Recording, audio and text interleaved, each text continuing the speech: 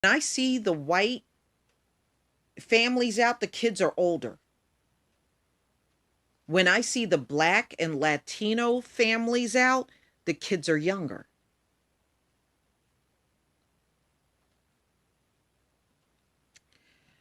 But please tell me what you think of this. But please tell me what you think of this article.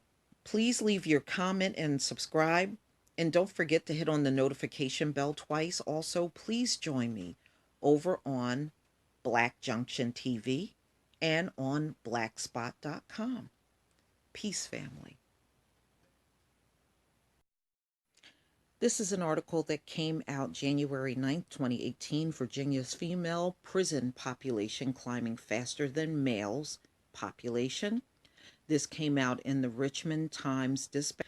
While recent reforms have reduced the total number of people in state prisons since 2009, almost all of the decrease has been among men, while women's incarceration rates remain near record highs, according to a report released Tuesday by the Prison Policy Initiative.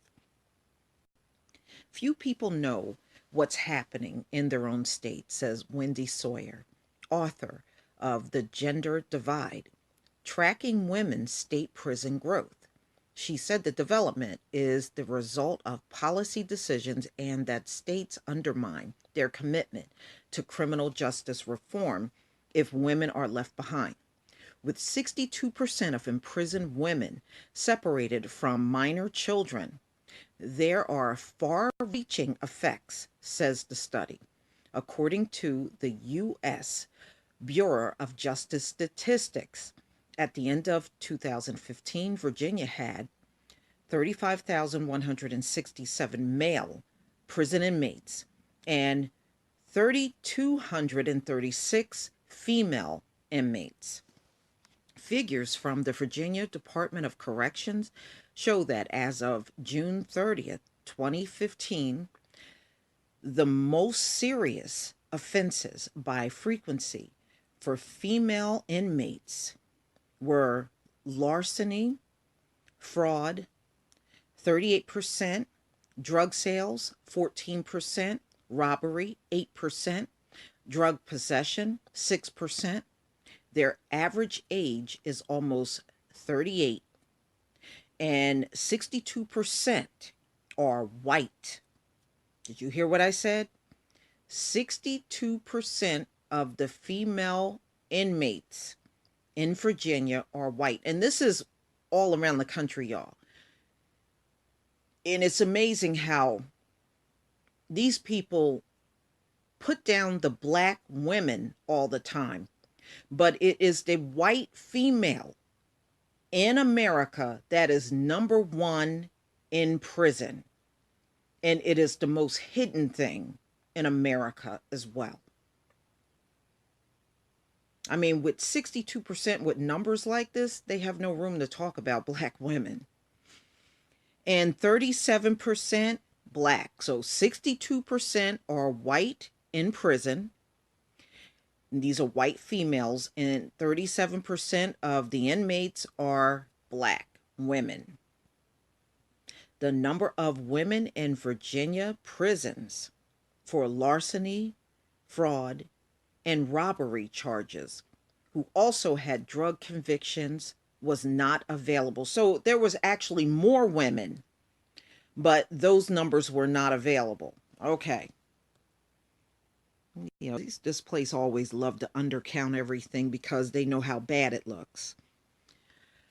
The Justice Policy Initiative study reports that nationally, women's prison populations have seen much higher relative growth than men's since 1978. Nationwide women's state prison populations grew 834% over nearly 40 years, more than doubled the pace of the growth among men. Reason for outsized growth in women, female inmates, include the war on drugs and incarceration for violent offenses account for about 1/3 of the total growth, of women's state prison population since 1978 and over half of the growth since 2000. The change in women's incarceration rates has been smaller in some states, such as Maine, and larger in others like Oklahoma and Arizona. The variation underscores the need to examine state level data when making criminal justice policy decisions, conclude the report.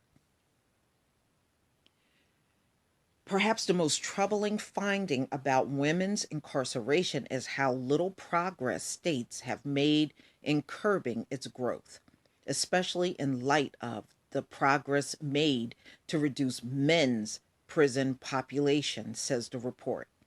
Prison populations peaked nationally in 2009, but while the number of men incarcerated in state prisons fell more than 5% between 2009 and 2015, the number of women fell off just 0.29%. In 8 states, from 2009 to 2015, the male prison population declined, but the overall state prison population climbed because more women were imprisoned, found the report. In 19 states, women's state prison populations continue to outpace men's prison population growth after 2009 in Kentucky, Missouri, Nevada, and New Hampshire. Almost half of total prison growth from 2009 to 2015 was in women's prison. In Virginia, North Carolina, Ohio, and Tennessee, more women were added to state prison populations than men. The Prison Policy Initiative website says it is a nonprofit, nonpartisan organization that produces research aimed at exposing the broader harm of mass criminalization and then sparking advocacy campaigns to create a more just society.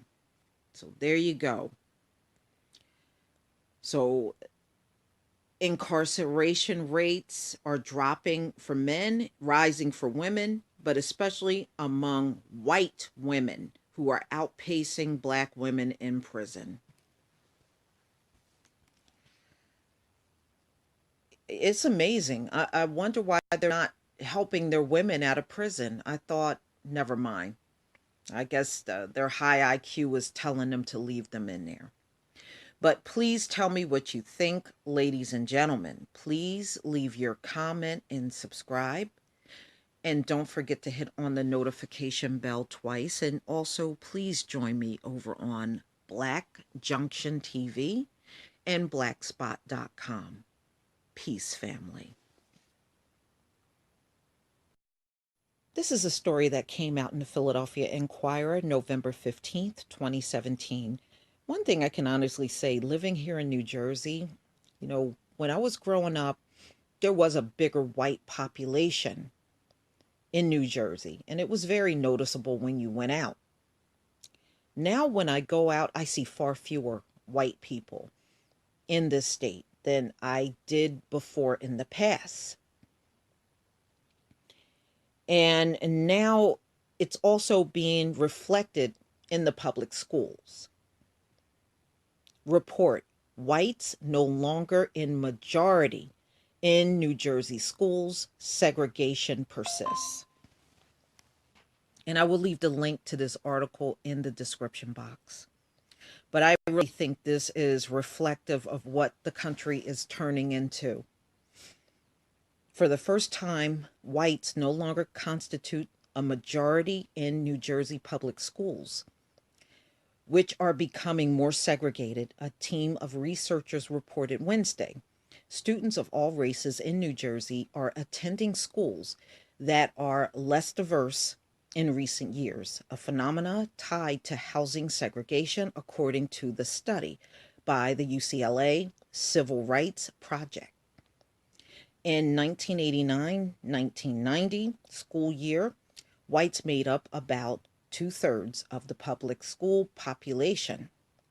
The report said in 2015-16, that figure was down to 46.6%.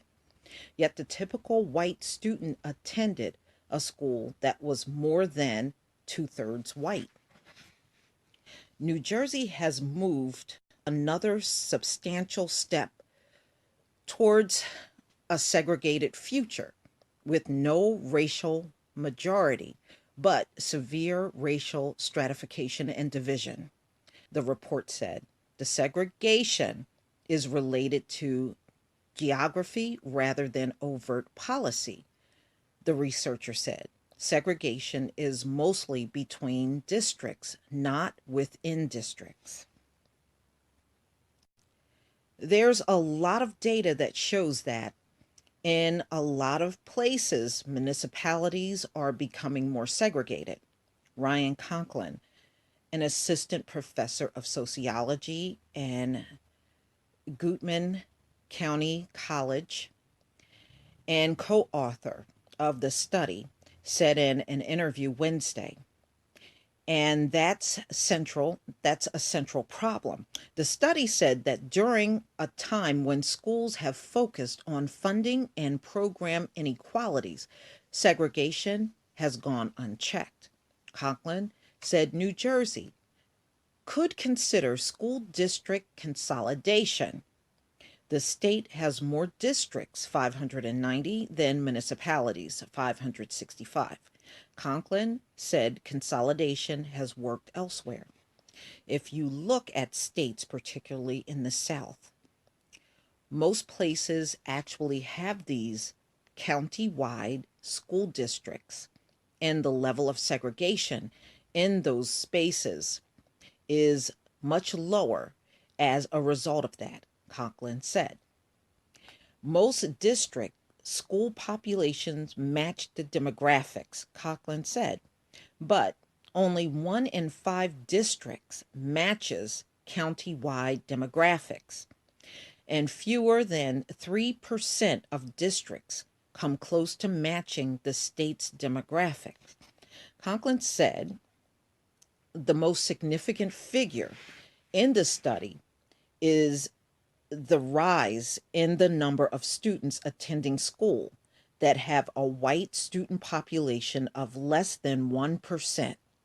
Since the group's 2010 study, he said that number has doubled to about 8%. That's pretty stark, he said. Well, in my opinion, the white people in New Jersey are now being outnumbered by the other groups of color. And the schools are changing. For instance, where I live, when I was growing up, the schools were majority white.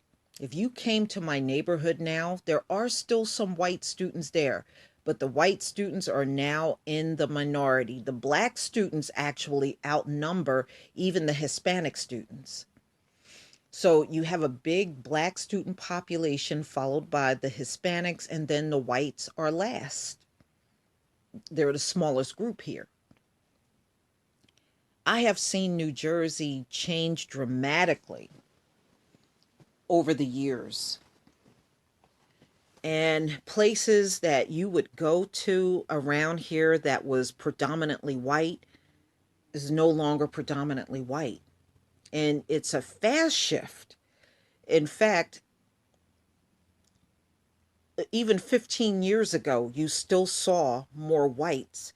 Now, everywhere I go, I see far fewer white people and more people of color. And I just think this is the sign of the times. And it's just hard for them to admit that they are just not the majority in the country anymore. And I really believe that's the way it is in most of this country. But, so many things have been done to especially the black population, It's not going to be easy for them to admit these things. But you don't need their admission, ladies and gentlemen. Just believe what your two eyes are seeing. If it's seeing a major shift in people of color and you're seeing more of that, then believe what your eyes are seeing. You don't need anybody's admission to anything. Please tell me what you think. Please leave your comment and subscribe. And if you can, please remember to hit that notification bell. Peace, family.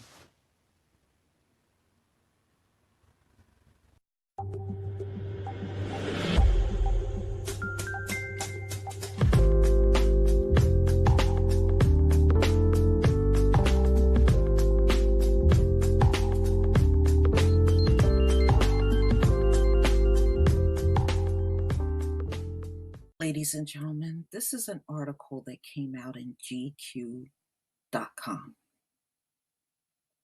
And they are coming out and saying a lot of things that people probably don't want to hear. But I think it's something that will bring everything to reality. Since this earth has been here, there's always been a natural extinction going on the planet. It's always happened. And what we are seeing now, ladies and gentlemen, with all of these declining birth rates in the West and in the Eastern Asian countries, is another natural instinct that's occurring on the earth. And even many of the scientists have conceded that once you get past a certain point, when low birth rate hits, there is no turning it around. It has never occurred even once on this earth. Now, we know a lot of the women are not reproducing, but ladies and gentlemen, many of these men can't reproduce any good, productive sperm. They are not producing the same level of sperm even their grandfathers produced on the planet. Now, this is not all men. This is not all men at all. Okay, the only countries that are mentioned for this very low sperm count that's going on is the US, Europe, Australia, and New Zealand. So it's not every nation. But it's something that seriously needs to be discussed. If you're not reproducing, then there's no next generation. And if there's no next generation, then that means extinction. And these things got to occur, ladies and gentlemen, because number one, the planet is heating up a lot. And those that cannot handle the sun and handle the hot climate and move along with the planet, get in sync with the planet heating up, you're out of here. You're out of here. This planet ain't cooling down. It is getting hotter and hotter and hotter. And we already know there are people on this planet, your skin is just not equipped for the baking sun.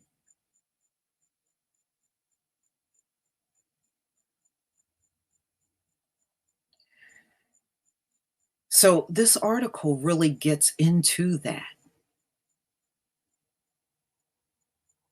And if there's not enough sperm and not enough women that are fertile, then there's only one direction you're going in. All right. So let's get into this.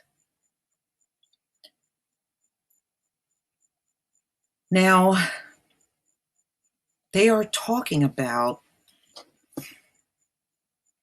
a study that they have been working on for a few decades. And get this, it's the Hebrew University in Mount Sinai. Do you think that's a coincidence? I sure don't. Medical school published a study showing that sperm counts in the US, Europe, Australia, and New Zealand have fallen by more than 50% over the last 4 decades. So you're talking about 40 years of steady decline in sperm count in men.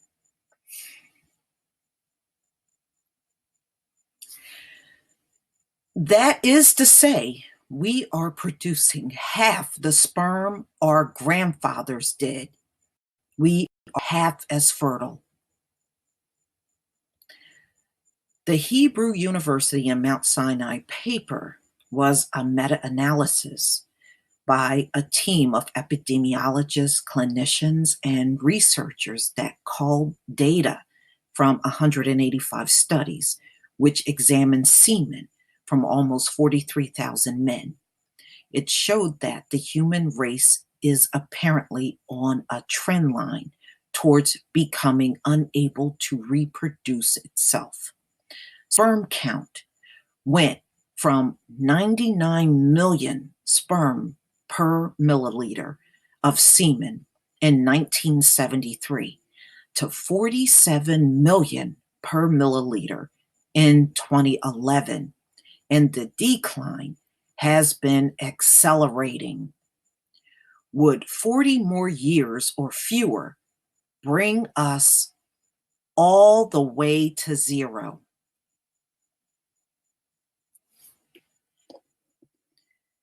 Wow. I called Shanna H. Swan, a reproductive epidemiologist at Mount Sinai, and one of the lead authors of the study asked if there was any good news hiding behind those brutal numbers. We were already at risk of extinction. She failed to comfort me. The what does it mean question means extrapolating beyond your data, Swan said, which is already a tricky thing. But you ask. So this is what she is saying. When is a species in danger? When is a species threatened? And we are definitely on that path. The path in its darkest reaches lead to no more naturally conceived babies and potentially to no babies at all. So she is saying we're already seeing people from these nations that we mentioned having fewer babies, but it's going to get to the point where there will be no babies at all coming from these people in Europe, the US, Australia, and New Zealand. It's going to get that bad. There will be no babies at all coming from them.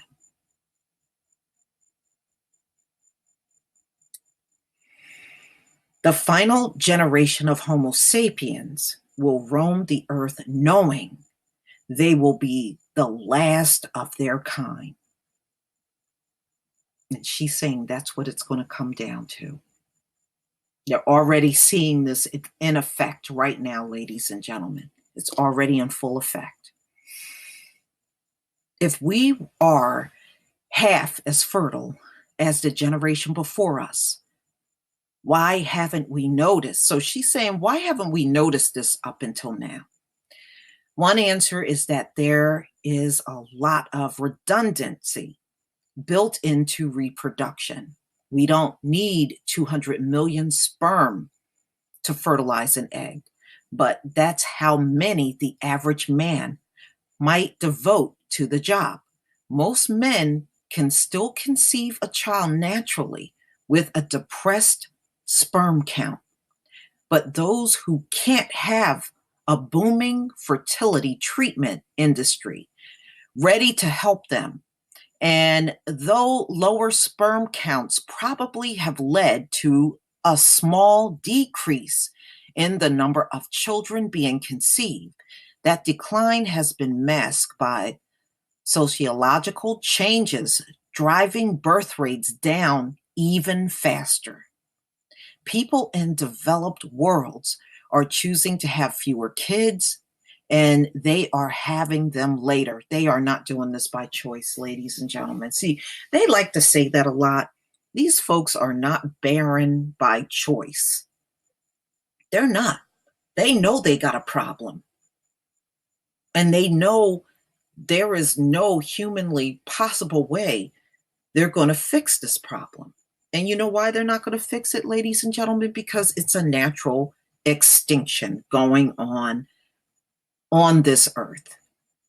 And I believe this is the same thing that happened to the Neanderthals. They got to the point where they just stopped reproducing and they just faded away. And we're seeing the cycle happen again. And everybody is afraid to say the word extinction, but that's what's happening on the planet.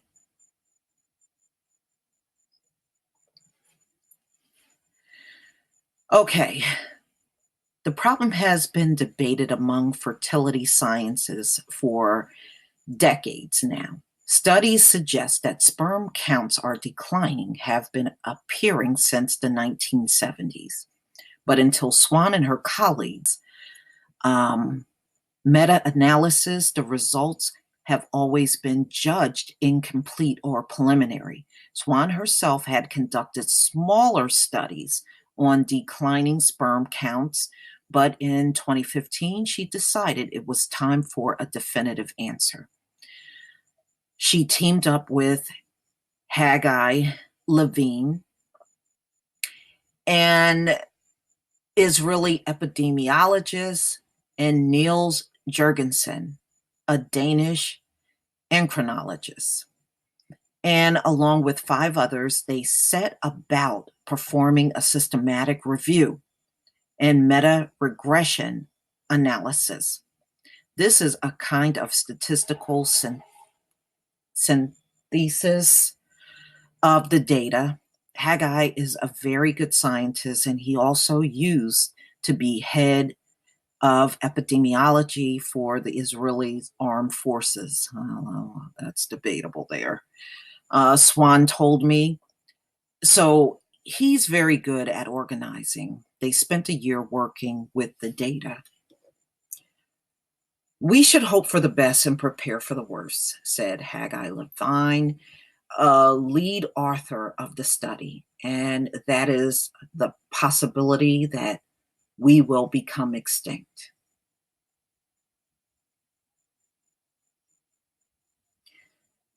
Ladies and gentlemen, that's exactly what's happening. That's just,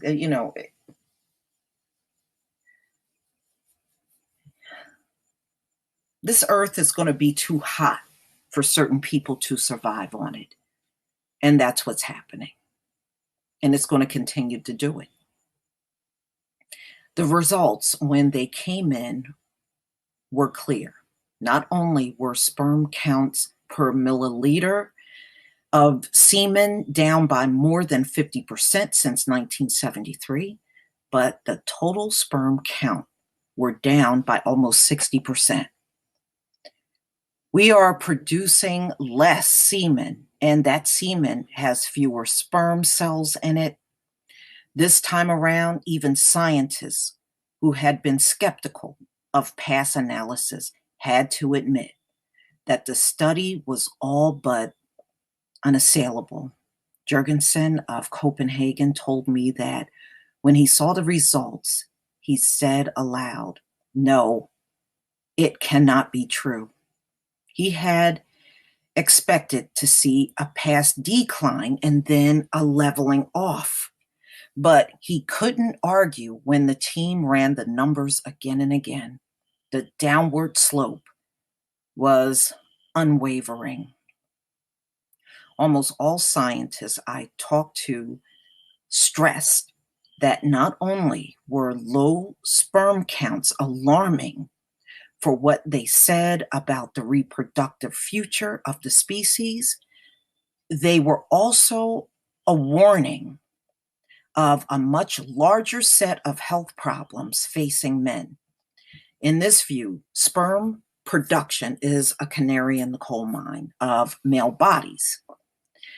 We know, for instance, that men with poor semen quality have a higher mortality rate and are more likely to have diabetes, cancer, and cardiovascular disease than fertile men. Testosterone levels have also dropped. Okay, so they're saying that this dropped dramatically, especially as the man extended into his adulthood. They saw a major drop in testosterone levels. One of the most significant markers of an organism's sex is something called anogenital distance, AGD, a measurement between the anus and the genitals. Male AGD is typically twice the length of female, a much more dramatic difference than height or weight. Okay, all right, let me just go. Lower testosterone leads to a shorter AGD. A measurement lower than the median correlates to a man being 7 times as likely to be subfertile and gives him a greater likelihood of having undescended testicles, testicular tumors, and smaller penis. What you are seeing in a number of systems, other developmental systems, is that the sex differences are shrinking. Swan told me men are producing less sperm. They are also becoming less male. Oh my God. Oh, actually, that explains a lot about the behavior that we're seeing.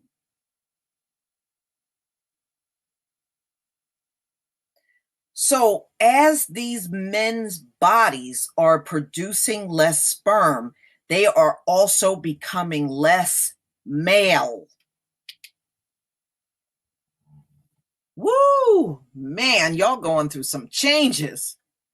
I assumed that the next thing Swan was going to tell me was that these changes were all a mystery to scientists.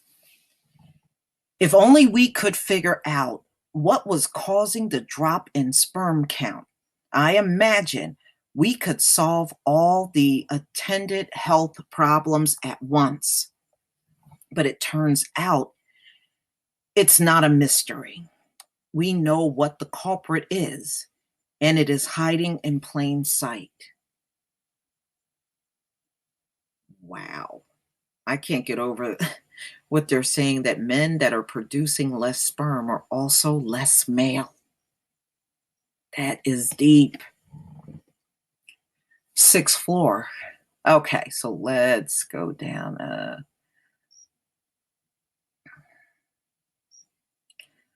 Okay, babies are all on. Okay, they're just talking about the babies on the floor. And let me just go down a little. And just sorry about this, y'all. I'm just trying to, because they're just talking about office and all that stuff. Okay, here in Denmark, there is an epidemic of infertility, he said. More than 20% of Danish men do not father children. That's pretty significant. When you start getting in double digits, that's pretty significant. Okay.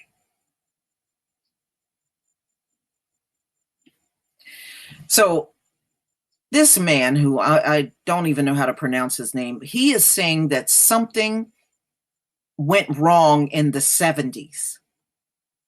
So it was something that went wrong in the 70s that they never caught at that point in time. All right. So when he was treated for infertility, from abnormalities in the cells of the testes that he had never seen before, when he treated a second man with the same abnormalities, and a few years later, he began to investigate a connection. What he found was a new form of precursor cells for testicular cancer, a once rare disease whose incidence had doubled. Moreover, these precursor cells had began developing before the patient was even born. Oh, wow. He had the insight that testicular cancer, which is a cancer of young men, is something that is actually originated in utero. Swan told me if these testes had somehow been misdeveloping in utero, what else was happening to these babies before they were born? So he is saying their problem happened before even birth. So, ladies and gentlemen, these men that are walking around with low sperm count, actually, this happened during development. Interesting.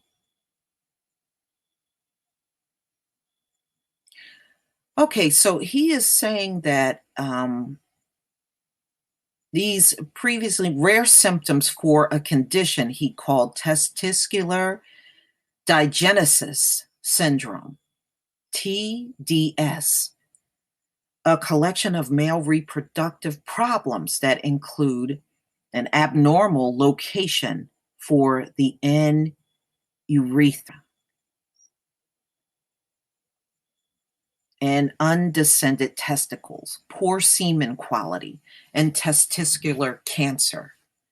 So this disorder have a common fetal origin, a disruption in the development of the male fetus in the womb. You know what this reminds me of, y'all? When in the Bible, when it tells you that Esau's seed was spoiled in the womb. Doesn't it kind of remind you of that? It reminds me of that. You don't have to listen to me about that, but let me move on. So, what's causing this disruption? To say there is only a single answer might be an oversight. Stress, smoking, and obesity, for example, all depress sperm counts. But there are fewer and fewer critics of the following theory. The Industrial Revolution happened and the oil industry happened. In the 20th century, chemistry happened. In short, humans started ingesting a whole host of compounds that affected our hormones, including most crucial estrogen and testosterone. So, mean sperm count and global plastic production since the 1970s. Wow.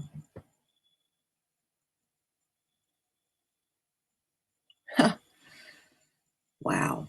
Things are changing fast. Scientists I talked to were less cautious about embracing the explanation than I expected. Down the hall, okay, so let me just get past that.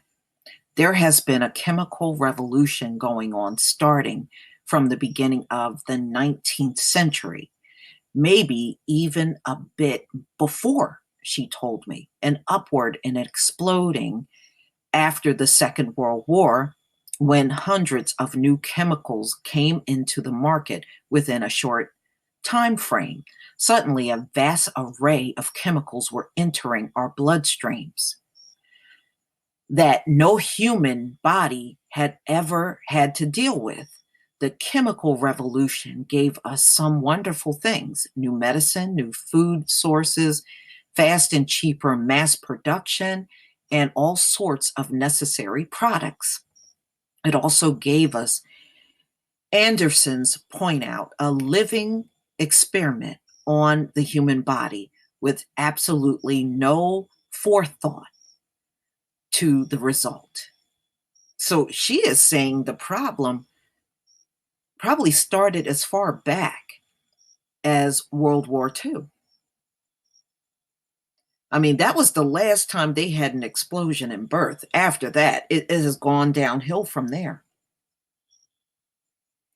When a chemical affects your hormone, it is called an endo, an endocrine disruptor. And it turns out that many of the compounds used to make plastics soft and flexible, or to make them harder and stronger, are consummate endocrine disruptors. Wow. So it's saying that when these BAPs get into the bloodstream, it's actually disrupting the estrogen and the testosterone. But I don't know. I don't know if I agree with that. But all right. So if these compounds that are used in plastic are now impacting estrogen and sperm, I don't know. You got to think about the generations before. They really weren't dealing with a lot of plastics. You know, um, in the earlier centuries, everything was in glass.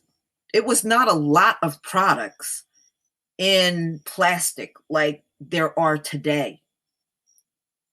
I mean, it could be true.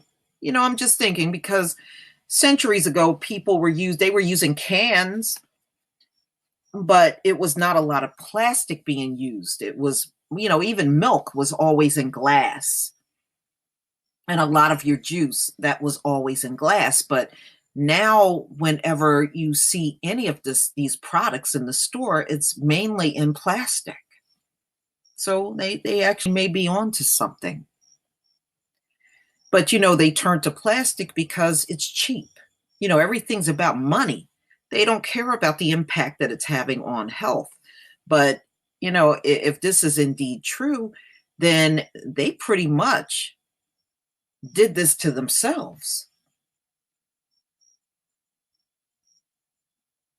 But then again, you have to ask yourself, well, maybe because genetically we're not all the same. We're not. We may have a head, two arms, two legs, but we're not all the same.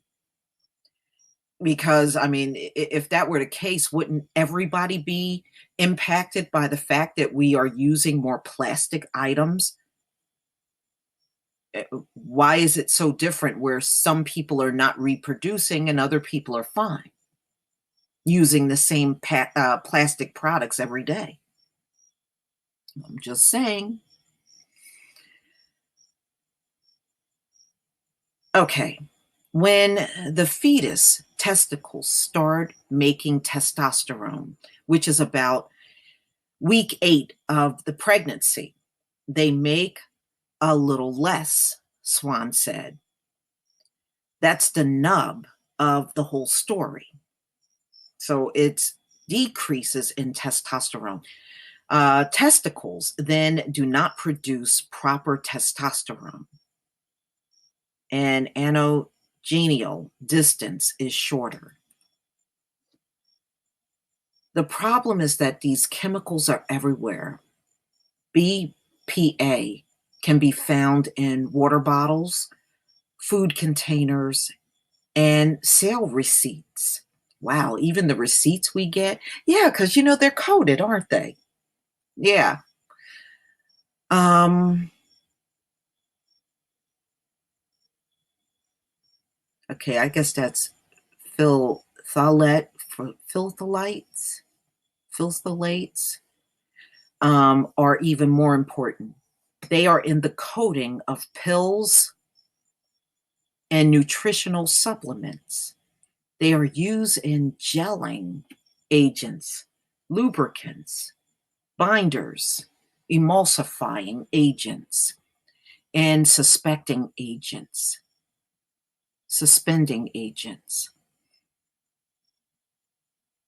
Not to mention medical devices, detergents, and packaging, paint, and modeling clay, pharmaceuticals and textiles, sex toys, and nail polish, and liquid soap and hairspray.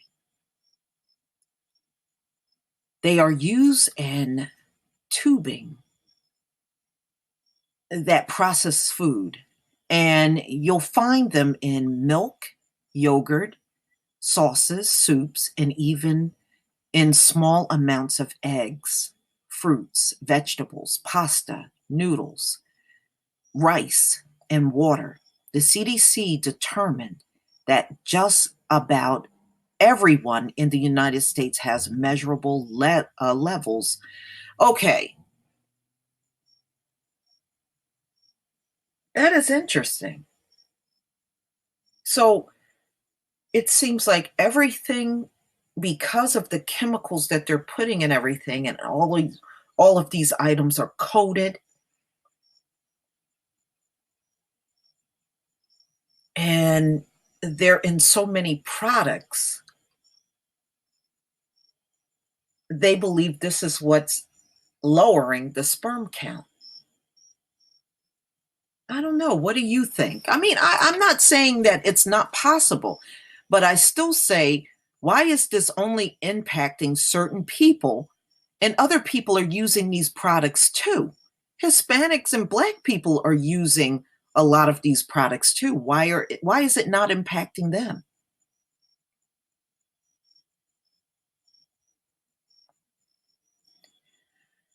Okay, what's more, there is evidence that the effects of these endocrine disruptors increases over generations due to something called epigenetic inheritance.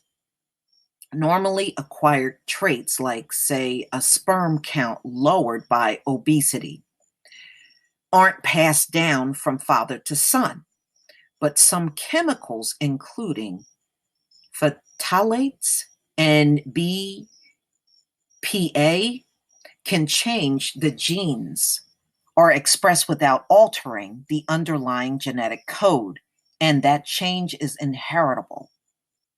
Your father passed along his low sperm count to you, and your sperm count goes even lower after you're exposed to endocrine disruptors. That's part of the reason there's been no leveling off even after 40 years of declining sperm counts. The baseline keeps dropping. So they're saying every generation for the last 40 years have seen a drop in sperm count. This is wild. With all due respect to Dr. Swan and the problems of extrapolating beyond one's data, I wanted to get back to what it all means. The answer, I thought, might be found in the 13th International Symposium on Spermatology, which took place in May. Okay, on a small island in Stockholm. Okay, so let me just go down a little. It's really not important. Um, just go down. Dinner. Just okay.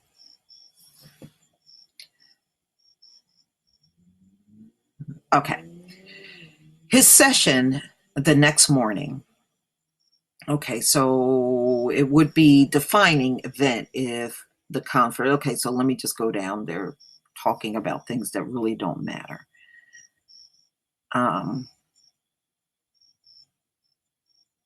okay, I have great respect for epidemiological studies, but we should remember that mathematical correlations don't prove that there is a causative relation, he said. Questions from the audience, often taking form of statements, which much along the same lines, be careful of a bias towards the assumption that all of these things are connected. Levine nodded with only a hint of chagrin, like a patient professor waiting, hopefully, for his students to catch up.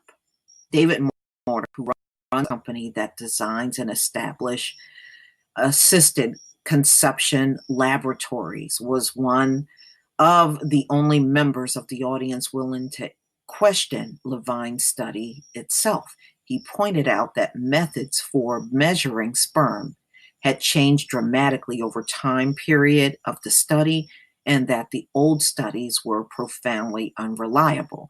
Levine was ready with an answer. So that's one of the reasons we also conducted a sensitivity analysis, he said, from the stage with studies with sample collections only after 1995. And the slope was even steeper. So he said they took sperm samples after 1995, and there was even less of a sperm count, and it was steep. So that could not explain the decline we see after 1995.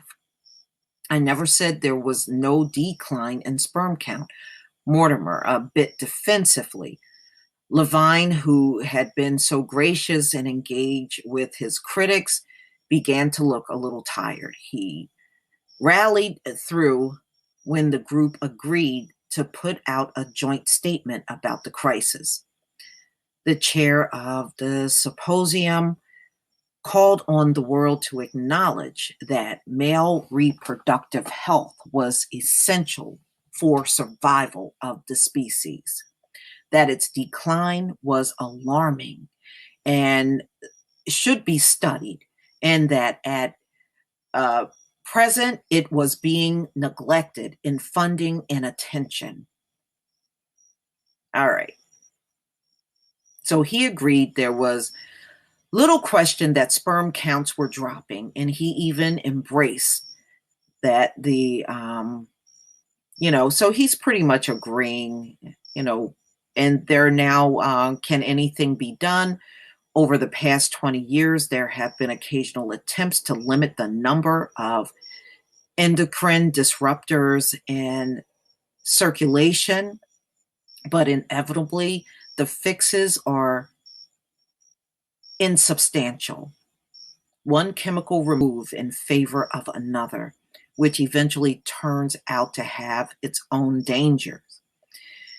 That was the case with BPA, which was partly replaced by bisphenol S, which might be even worse for you. The chemical industry, unsurprisingly, has been resistant to the notion that billions of dollars of revenue these products represent might also represent terrible damage to the human body, and have often followed the model of big tobacco and big oil, fighting regulation with lobbyists and funding their own studies that suggest the products are harmless. You know what? Let me tell you something.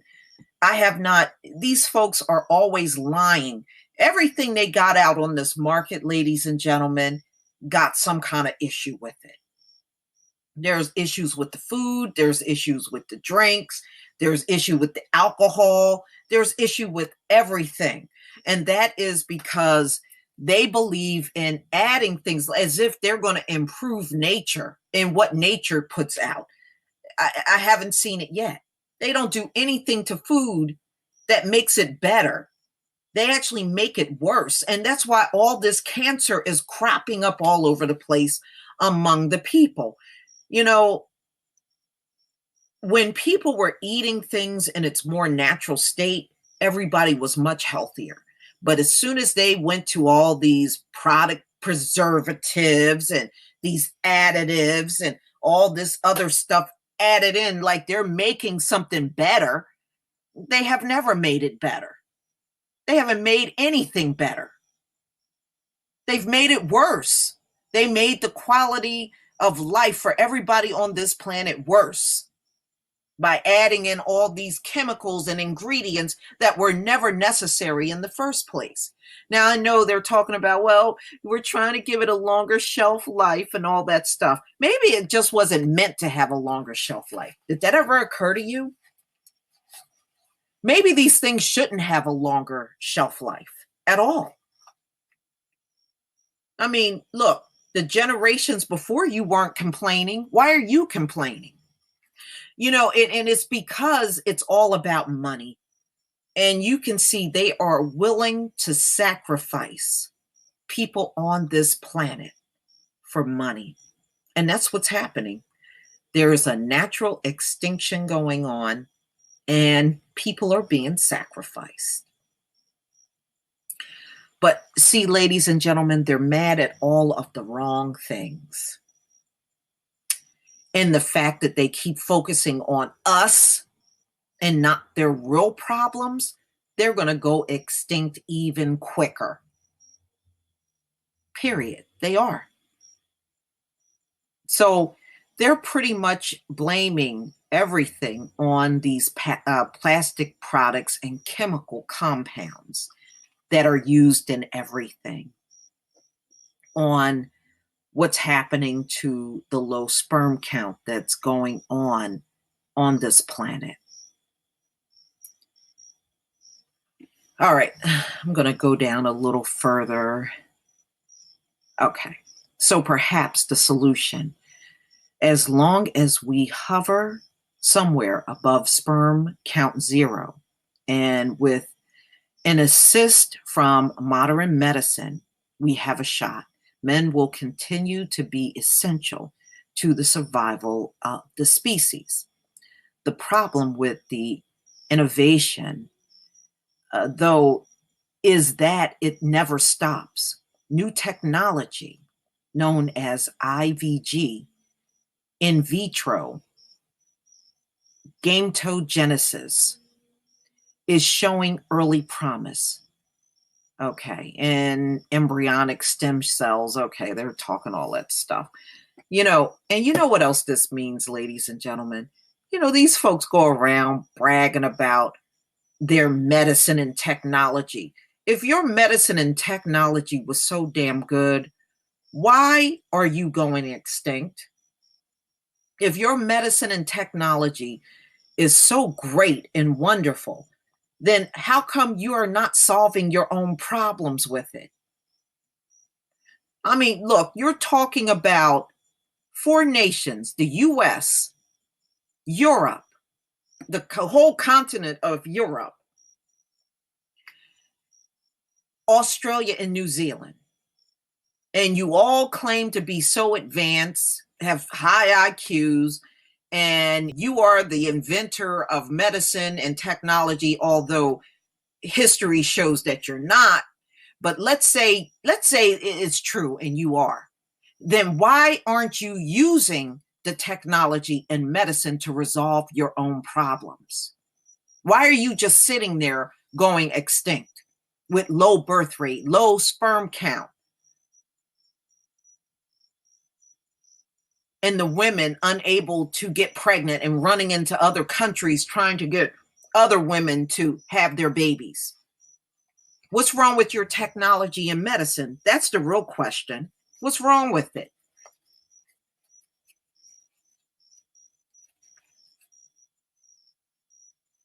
Ladies and gentlemen, these people are not as advanced as they claim they are. They're not that advanced at all.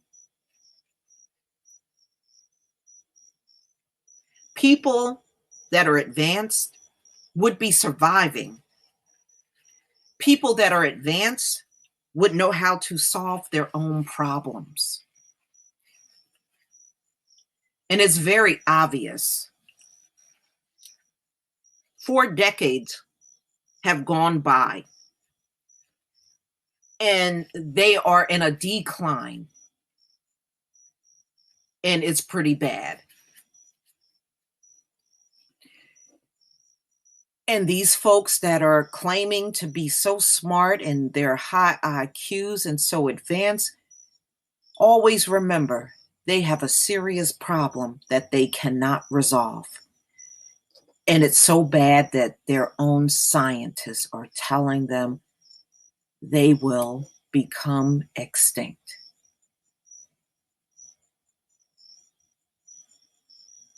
Only the strong species will survive. That's a fact. So, ladies and gentlemen, now that you have this information, please tell me what you think. Please leave your comment and subscribe.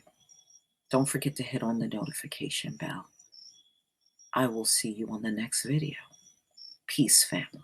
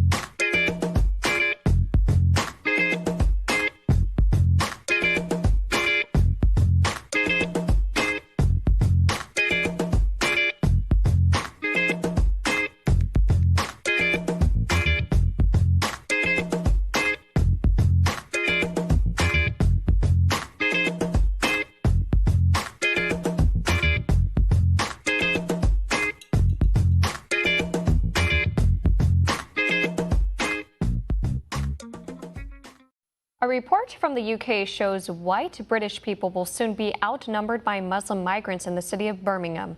One America's Pearson Sharp explains how the reversal in population has also brought with it a wave of violent crime.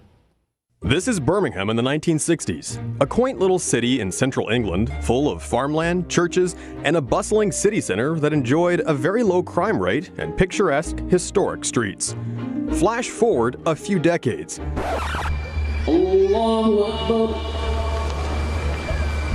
These images aren't from Iran, Iraq, or Afghanistan. No, this is modern-day Birmingham. A new report shows native Britons are on their way to becoming a minority in their own homeland. The latest demographics from Birmingham reveals that nearly half of those in the UK's most multicultural city are migrants or foreign-born. Experts say that white Brits will soon be outnumbered as the city continues to swell with residents from Africa and the Middle East. There are people from roughly 200 countries living in Birmingham, and some 50,000 of them don't speak any English at all. Immigrants make up 60% of Birmingham's growth over the last decade, but have also brought with them a massive spike in crime. Over the last few years, Muslim migrants have created areas of Birmingham known as no-go zones, places where non-Muslims are not welcome. This racist message was spray-painted on a wall in an inner-city ghetto of Birmingham in August of 2017. Native Brits say that it's a sad truth these areas are here to stay, and claim that many migrants have no intention of integrating or becoming British. Government officials say that similar graffiti has appeared in other areas in recent years, condemning the hateful vandalism, but taking no action against it. A recent government survey found that white residents in Birmingham feared for their safety and said parts of the city were now off limits. In fact, the city has become the so-called capital of jihadism in England. 1 in 10 of the UK's convicted Islamic terrorists comes from Birmingham. The neighborhood of Sparkbrook is more than 70% Muslim and has become a byword for radical Islamism in England. Houses there have been turned into bomb-making factories and were used in the deadly attacks on London's subway system in 2005 that killed 52 people. Muslim extremists have concentrated into several enclaves throughout the city, producing 26 of England's 269 convicted terrorists. One journalist who visited the city, Ross Kemp, said Birmingham is so violent he has to wear the same body armor he wore in Syria for protection. We want to end Islamic immigration, yeah? Stop building mosques and madrasas, stop the funding coming in from Saudi Arabia, only for a limited time. When Islam has sorted itself out in this country and across Europe, when it's reformed to fit in with Western democracy and freedom, when that's happened, then start building mosques again, but you're just adding to a problem. Yet despite extensive evidence, Birmingham's government is turning a blind eye to the problem, instead calling the city a symbol of multiculturalism. Local leaders admit they're afraid of being called racist, and so they actively avoid getting involved in the city's growing jihadist movement. However, other politicians warn the Liberal City Council won't go after the immigrants because most Muslims vote for the Liberal Party. Local Christians and churches have been crowded out as well, with one main street, Ladypool Road, now home to over 22 mosques. Also on the rise are cases of children being sexually exploited by gangs of Muslim men, usually from Pakistan. Local counselors and experts warn that parents are being kept in the dark about such dangers, with the Birmingham Council refusing to alert parents to the situation. One gang member is suspected of raping 3 schoolgirls, but was bailed out on each occasion. 14 other gang members were also arrested in November for sexually assaulting underage girls. And in case some claim this problem is just limited to Birmingham, London, which has also seen a surge in immigration from Africa and the Middle East, just reported a 20% spike in cases of rape. Acid attacks, once unheard of in England but common in India and the Middle East, are also on the rise, along with a 30% increase in murders. Our message to all of the shops here, all of the businesses, is to fear Allah, fear God, give up the sale of alcohol, join us to command good and forbid evil. Police say they're baffled by the sharp increase, despite a shocking 84% of child grooming and rape cases in the UK involving gangs of Muslim men. Experts predict native white Britons will be a minority in their own country by the year 2050. But far from a multicultural paradise, British cities like Birmingham and London show that this kind of unchecked immigration simply fuels conflict, as migrants refuse to integrate and radical Islam takes hold. With politicians who protect the guilty simply for votes, and police so afraid of being branded racist that they won't tackle the issue, the government is creating ghettos rife with crime and Islamic extremists. Birmingham is a bellwether for the West. Open-door mass migration policies are failing, but whether or not the British government takes action to end the problem remains to be seen. Pearson Sharp, One America News. Want to see more videos like this? Click on the link below and subscribe to One America News on YouTube, and call your cable provider and kindly demand that One America News is added to your lineup. Call and subscribe today.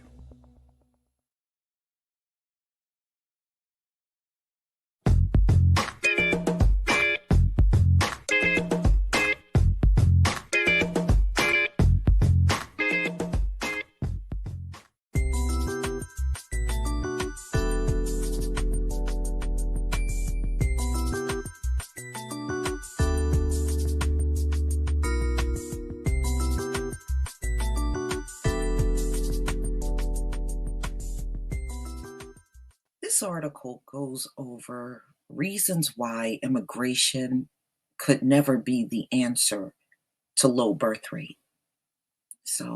And this is currently something that many of the European countries are doing, including North America and Canada, where they are lacking in births.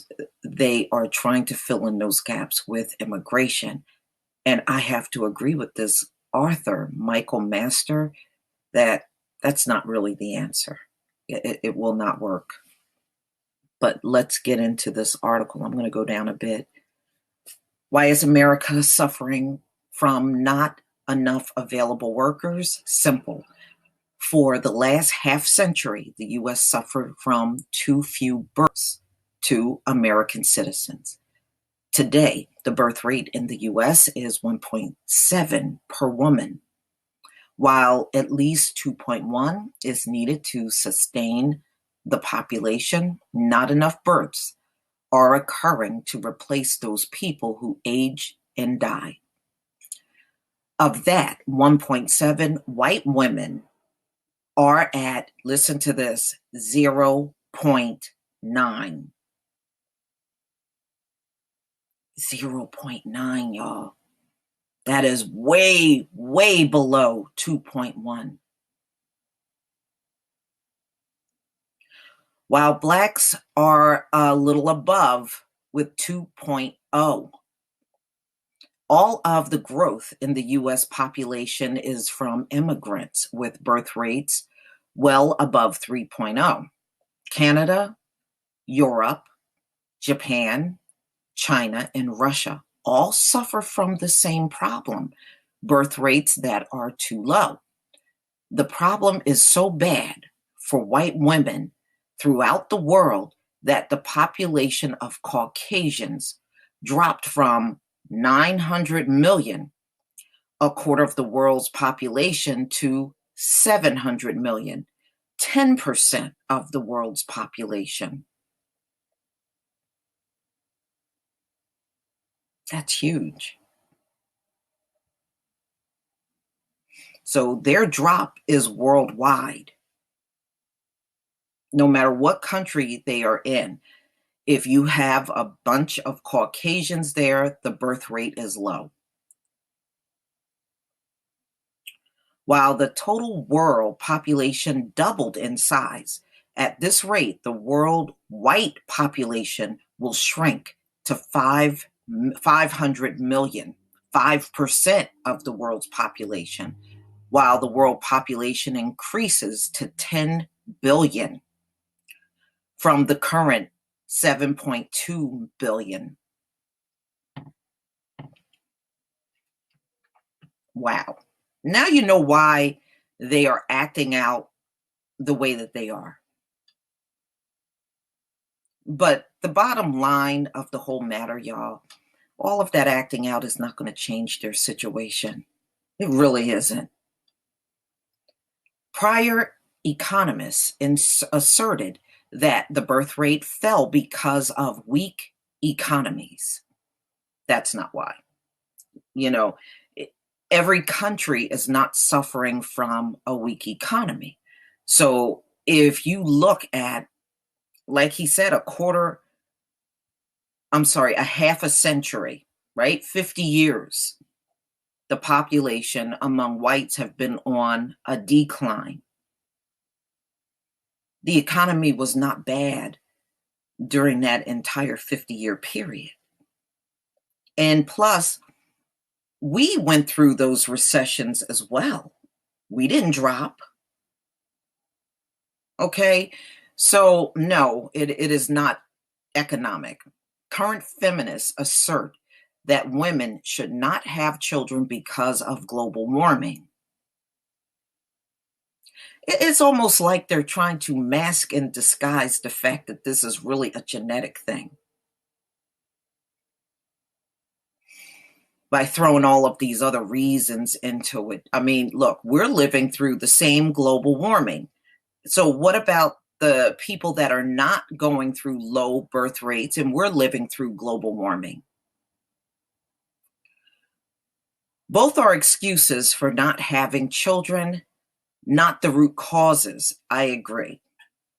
This low birth rate started 50 years ago through good and bad economies, exactly as the draft was eliminated. Roe versus Wade went into effect. More women enrolled in college and socialism. Yeah, that's right. I mean, everybody was into their own lifestyle. So that couldn't possibly be the reason, global warming and the economy. No.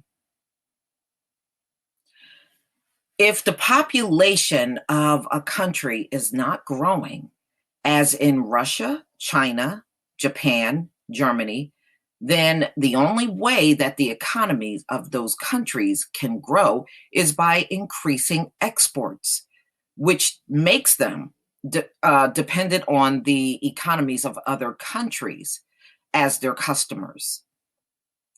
That is the main reason why all of those economies are suffering economically today.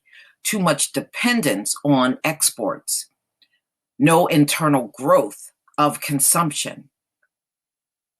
Those Americans who were born in the early 1900s are called the greatest generation. They weathered the Great Depression, World War II, Korea, even put a man on the moon, which we know that's fake. They created the baby boom from 1945 to 1965, which fueled the greatest economic boom in the history of the world.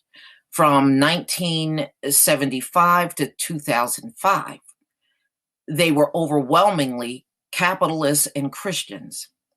If you take the countries of the world and sort them into groups according to dominant race for each country, you will find that the more socialist, sacralist countries in each racial group also have the lowest birth rates in each group.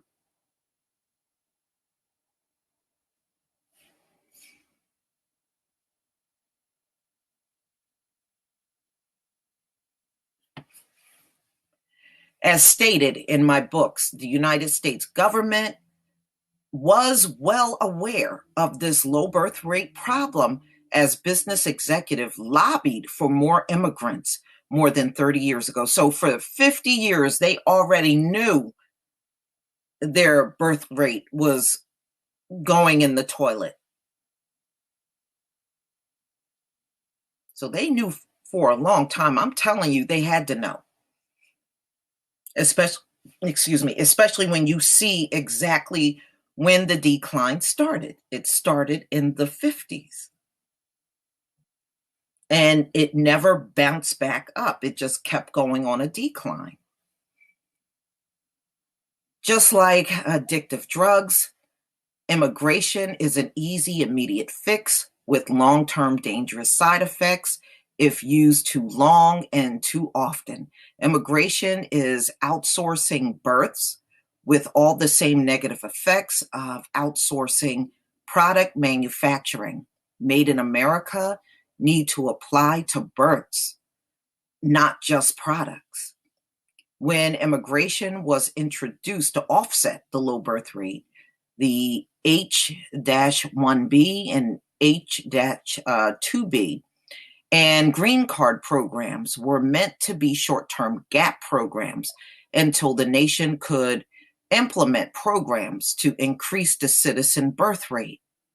Well, as with most government programs, short-term gap became long-term permanent.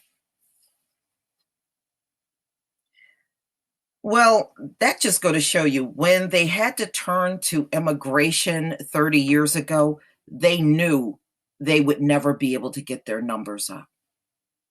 To me, that's an indicator. You can tell me what you think in the comment section, but when they saw the birth rate was not going nowhere 30 years ago, when they started bringing in immigrants by the droves 30 years ago, that right there was a clear indicator they weren't reproducing even then.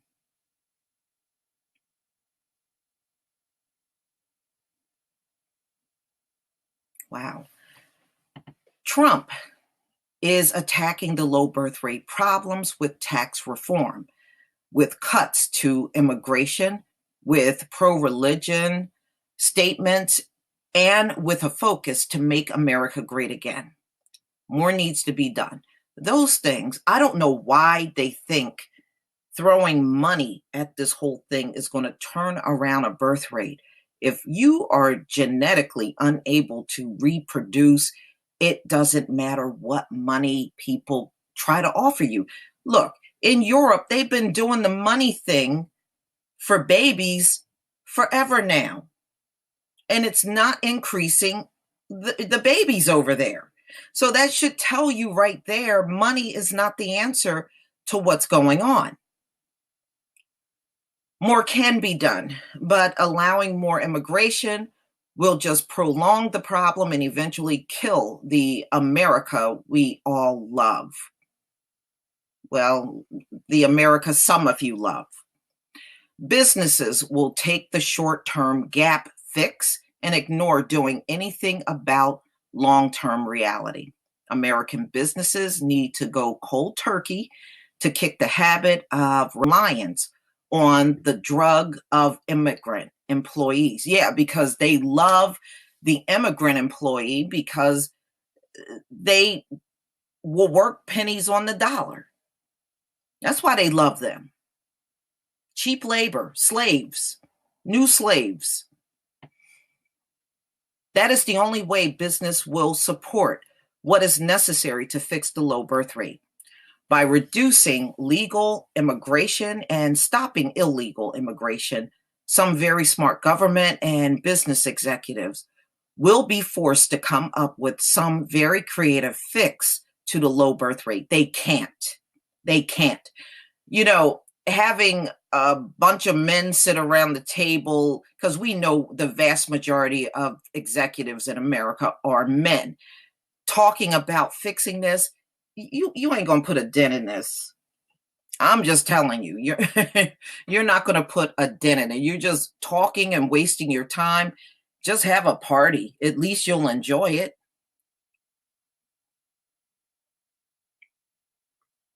They use immigration, then this problem will fester and even grow worse, as with any other addiction. Okay. So he's just going over things that could fix the birth rate. One, reinstate the draft. Every man and woman must serve at 18. That's not going to happen. But they do have selective service for women now. At least $12,000 tax deduction per child until 22.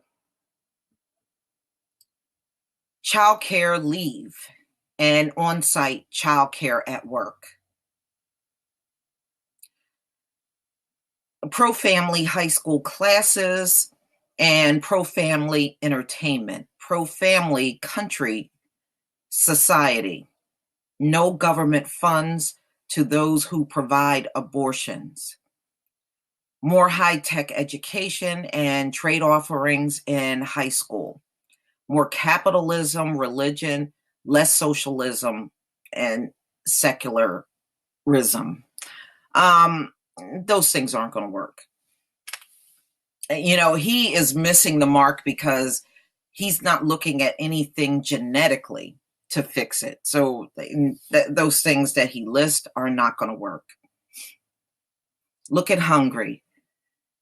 It is shutting down immigration and attacking the birth rate problem head on, which will pay huge yields for Hungary in the long run. Not really. Hungary already said their birth rate is well below replacement, and they're offering like payments for homes and cars and things like that, money for women so that they can stay home and raise their families.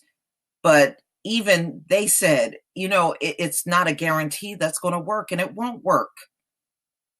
I mean, look, this is a global problem for them. It's not a money fix. But I think these folks are so used to money being the answer to everything, they don't realize money is not going to bring them back to a normal birth rate. Money is just money, just that. It don't have that kind of miracle to make this explosion of births around the country. But what are you going to do when people are used to believing that? And that's really what it is boiled down to. They are used to believing money is the fix to everything. It is not going to fix what's wrong with them. What we are seeing, ladies and gentlemen, is natural selection. It is. You know, you had your time on the planet. Now it's time to go. I mean, you can go kicking and screaming, but you're still going to go.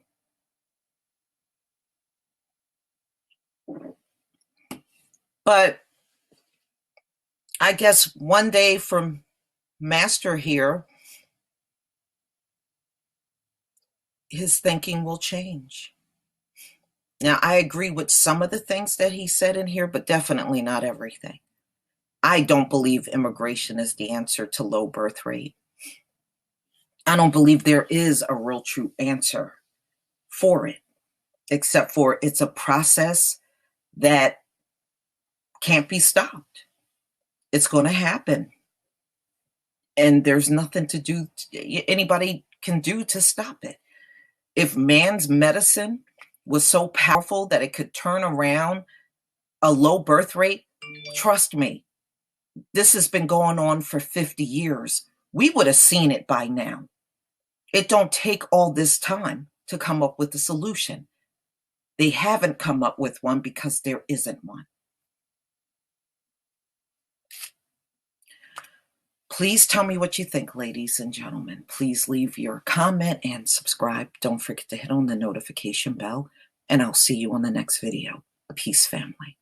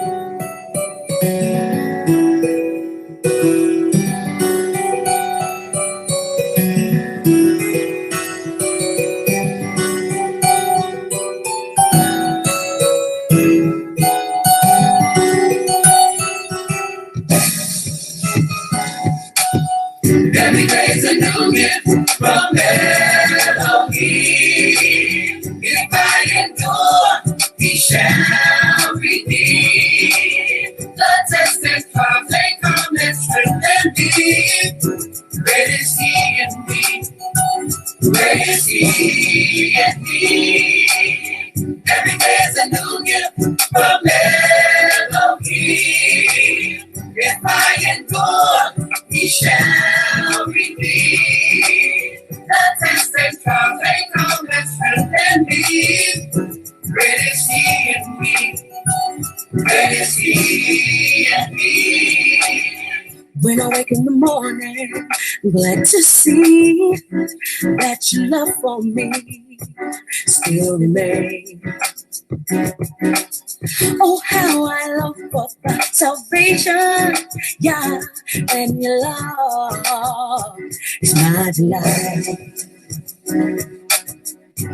On my knees I pray, yeah, keep me in your way, and I will not be moved. In your love, stay, your peace, your joy, your word, I search for more. I need your strength to guide me through. For I know every day's a new gift from Elohim. If I endure, He shall redeem. The test and trials, they come and strengthen me. Great is He in me. Great is He in me. Every day's a new gift from Elohim. If I endure, He shall redeem. The test and trials, they come and strengthen me. Great is He in me. Great is He in me. There's no other beside you, great Elohim, and the joy you give is my strength. Now I can walk higher, with your love I'm stronger, as I walk by faith. Gave us your son as grace, daily we seek your face. By you our steps are ordered. Keep me, guide me, I search for you completely.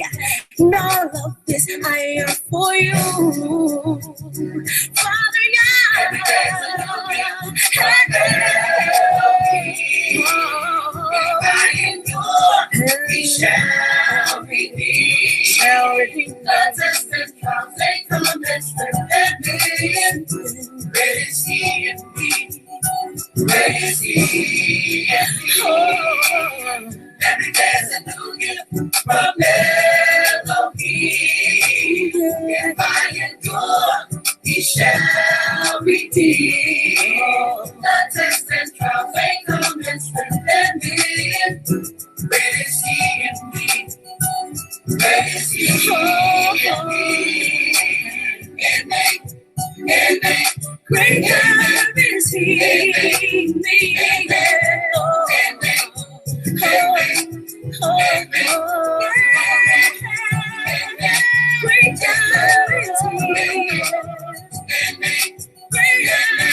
He.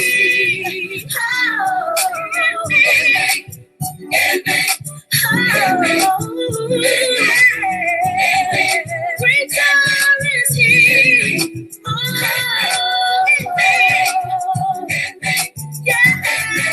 Great God is He. Great God is He.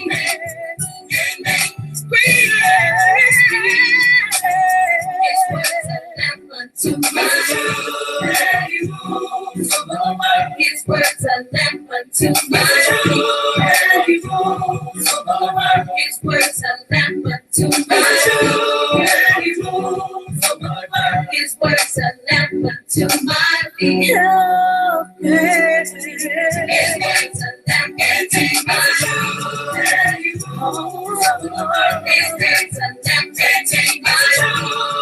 feet. Yes, Lord.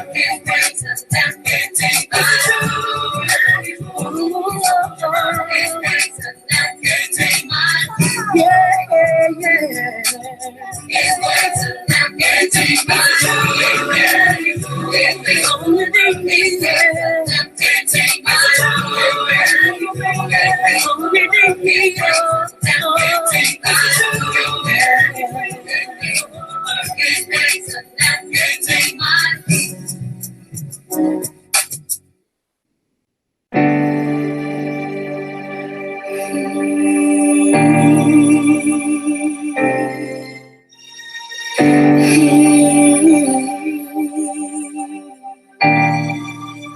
We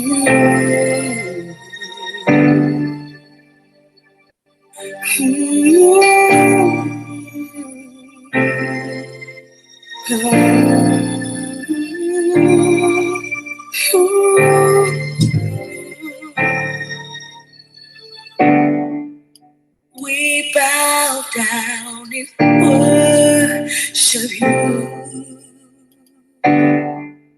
We glorify your holy name. We praise your holy name today. Today,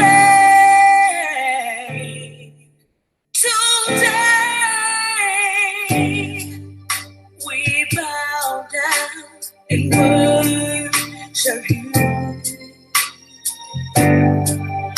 We glorify your holy name. We praise your holy name today.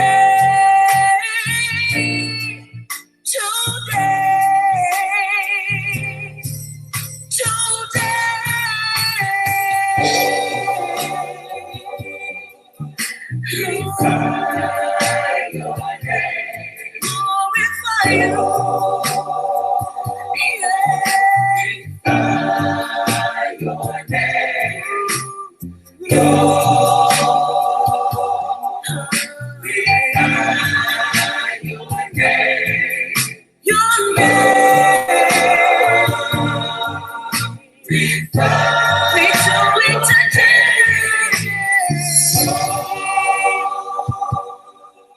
Glorify your name.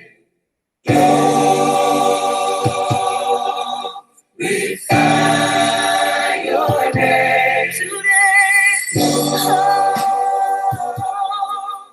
We praise your name today. Glorify your name. We bow down and worship you. We glorify your name. We praise your holy name today. Today,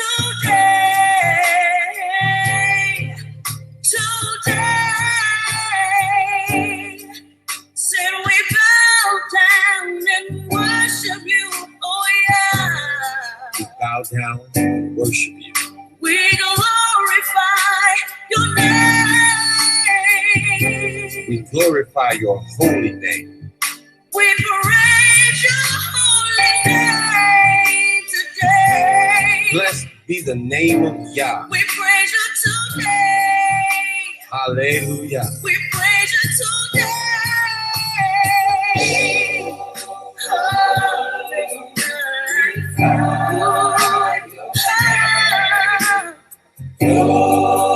In all the heavens, in all the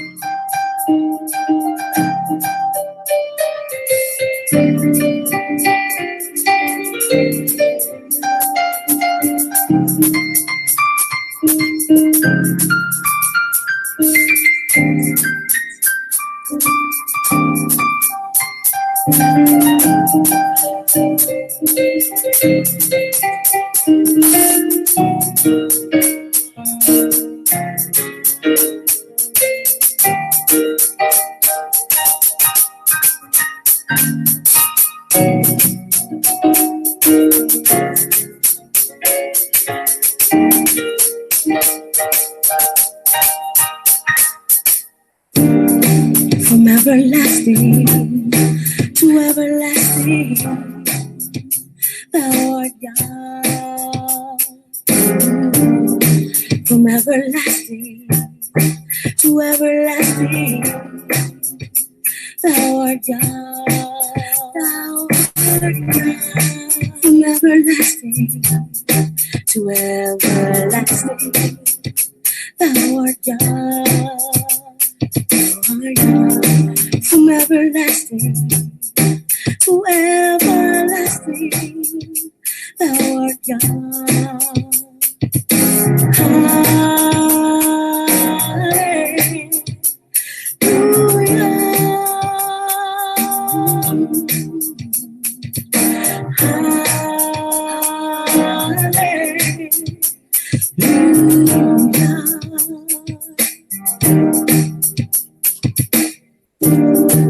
From the beginning, wherever the earth was, you were there. You were there.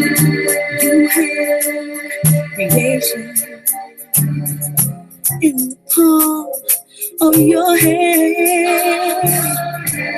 Sun, stars, heaven above, and earth below. The tide of the sea and the direction the winds blow. A humble servant you have made in me. A humble servant you have made. And my only desire is to follow thee. From everlasting to everlasting, from everlasting to everlasting, thou art God. From everlasting to everlasting, thou art God. From everlasting to everlasting, thou art God. From everlasting to everlasting, thou art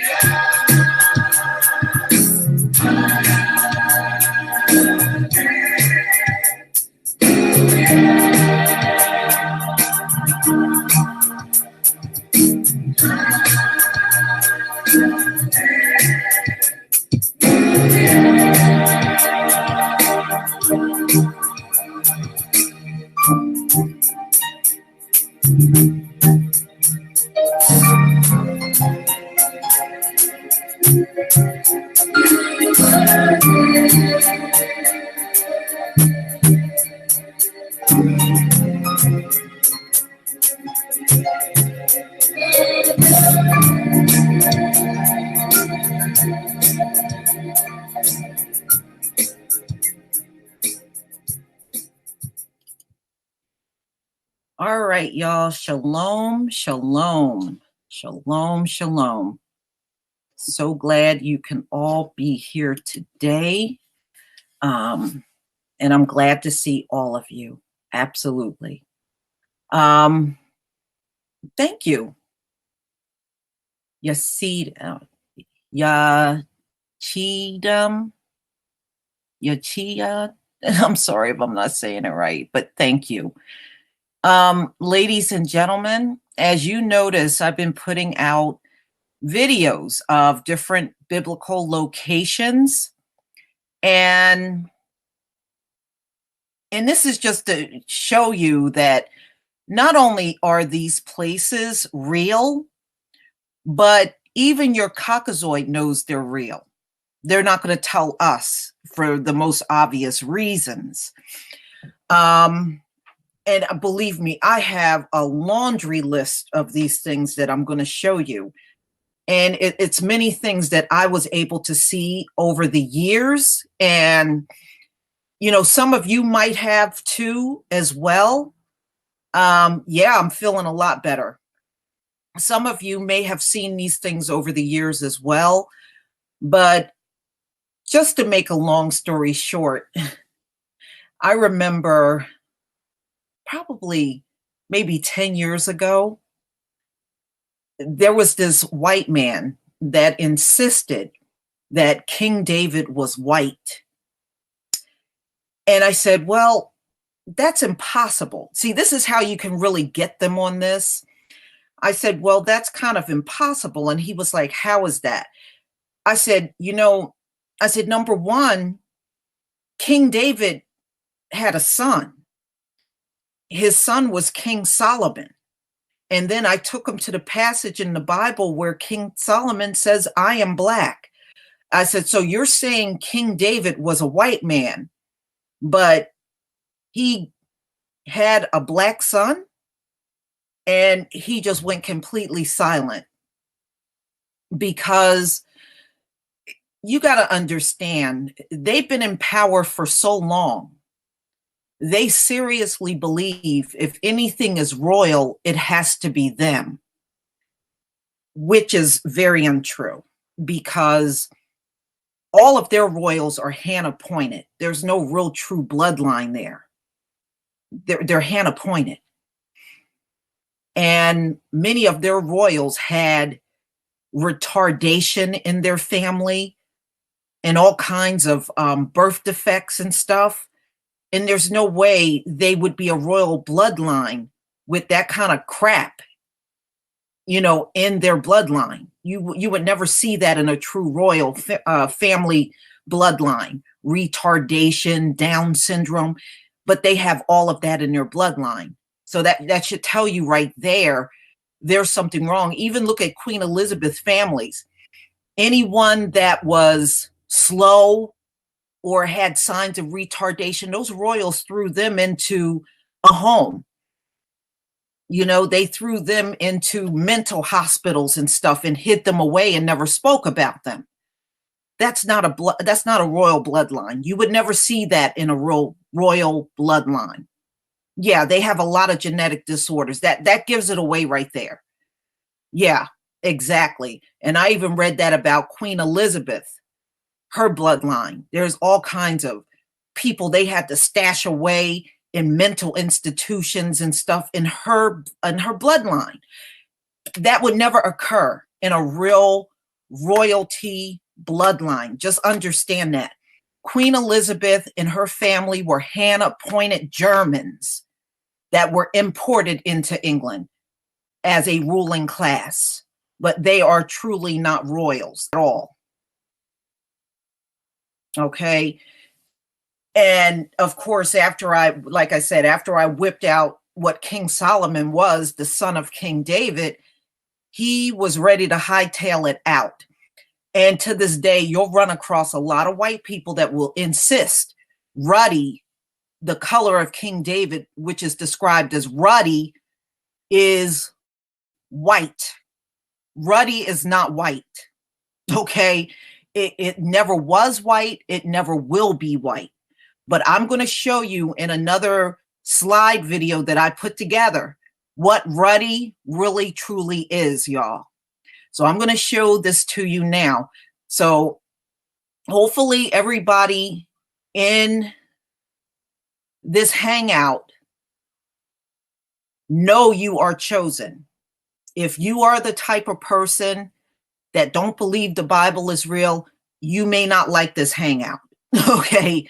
Because that's what this is going to be all about. I'm going to show you what ruddy is, Mr. Punch Out. Actually, ruddy ranges between light and dark. It really does. But I'm going to show you what it is. So I'm going to show you this, and then we're going to have a discussion afterwards. And you'll also, in this slideshow, see King David's palace that is being evacuated in Jerusalem right now as we speak.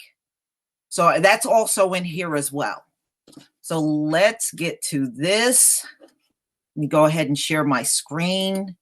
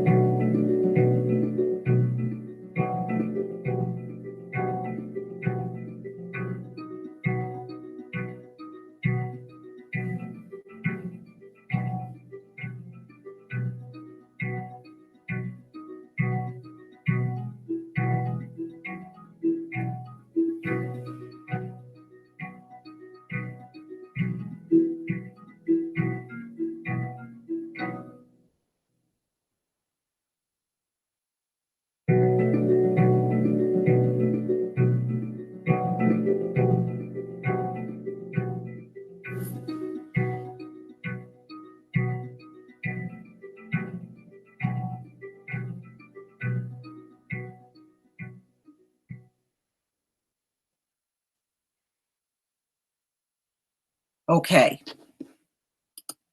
ladies and gentlemen, that's ruddy. Okay, that's ruddy. You see that we have many Black people with a variety of color hair. Yeah, absolutely. You know who else was considered ruddy? Malcolm X. Malcolm X was actually a natural redhead. But when you see him in so many black and white pictures, thank you. When you see him in so many black and white pictures, you don't realize it. But Malcolm X was a natural redhead. And also Red Fox, the comedian, he was ruddy. That's what you see. He was named Red because he had natural red hair. Red Fox is what you would consider a ruddy man. That is the color of King David, ladies and gentlemen. That's what they mean when they say ruddy. This ain't no white dude at all. It's not, and you just got to understand, these people believe, since they've ruled the world for 6,000 years, nothing can be higher than them, which is the biggest lie ever. But yeah, they're grafted. They're really not the natural beings of the Most High. We are. So, right, Sinbad. Sinbad is another one that would be ruddy, but he's more on the lighter end of ruddy. You can be ruddy and also be a darker shade as well. So it's not one color to be ruddy. Ruddy can run from light to dark, by the way. And yes, and a lot of them are your natural redhead Black men and women, the ones that have natural red hair, which many of you, see, True Royal's mom had natural red hair. And see, so her mother would be considered the color of King David. Her mother was ruddy, just like King David. Right. Many of them have freckles. Some do. Some redheaded Black people do have freckles, but many don't. So it really can range. Some do, some don't.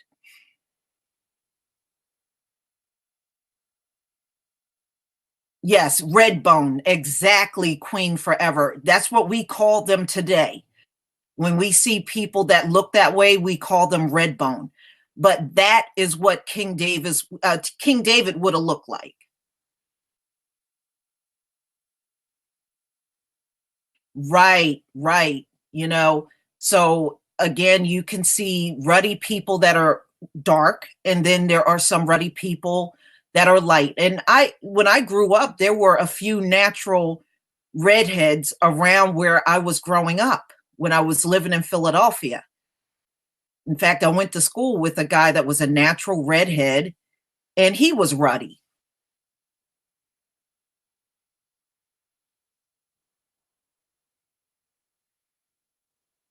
Exactly. She has Cielo, so your daughter has black hair. but she has natural red highlights in her hair. So when she goes out in the summer, it brings out the highlights that are already there. It's not just red in the summer. It may appear that way. She really just has natural red highlights that's there all the time. It's just brought out more in the sun during the summer months.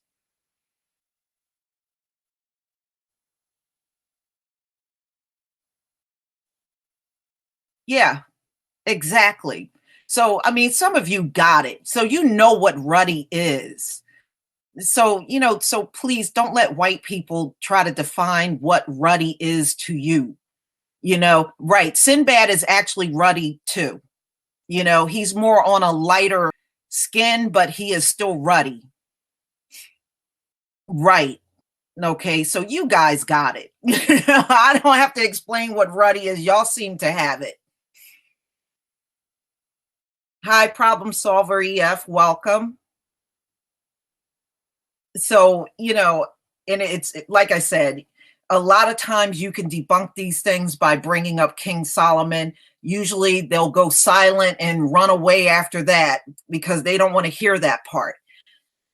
And you'll also hear many white people will tell you, oh, I don't believe in the Bible. The reason why they don't believe in the Bible is because the Bible got too much judgment against them in there. That's what they don't like. And also, that's why many of them will tell you, oh, I'm atheist. Well, being atheist is not going to stop any judgment coming against you. Okay, you can be anything you want. That judgment is still coming, period.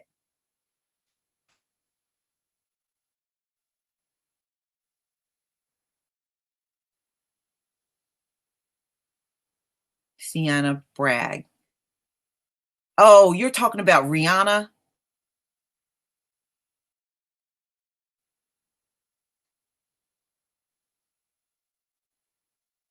No, there isn't, Brian Floyd. There is no holy family that's from the house of Esau. And it doesn't make any logical sense that King David would be white. Why would the Most High tell us everything against the house of Esau, but he's going to pick a king from the house of Esau to be King David? Come on, it makes no logical sense. No. In order for them to be saved at this point, they would have to repent as a group. And, individual repenting is not going to save them. And we all know they're never going to repent as a group, as a whole. They're never going to do it. So they're pretty much doomed. Okay. Now, believe it or not, in Revelation, the Most High even tells us what he looks like on the throne. So we're going to go over that next. I'm going to show you another slide, and then we're going to cover some scripture. Let me see if I can find, that's David. All right, here we go. Let's see if I can. I think I might have found it. Let's see.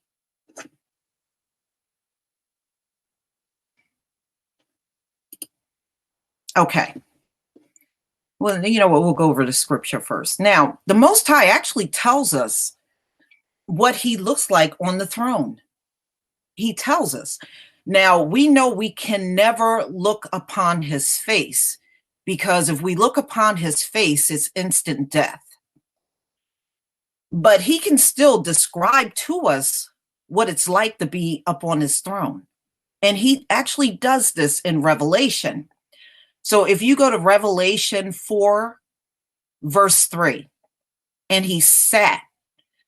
Now this is telling you how he sat on the throne and what he looks like sitting on his throne. So, and he that sat was to look like a jasper and a sardine stone. So I'm going to show you what that looks like. He is telling you what he looks like. So he is the color of a jasper and sardine stone. And there was a rainbow around about the throne. Now, the rainbow, ladies and gentlemen, is a reminder of the covenant that we have with the Most High.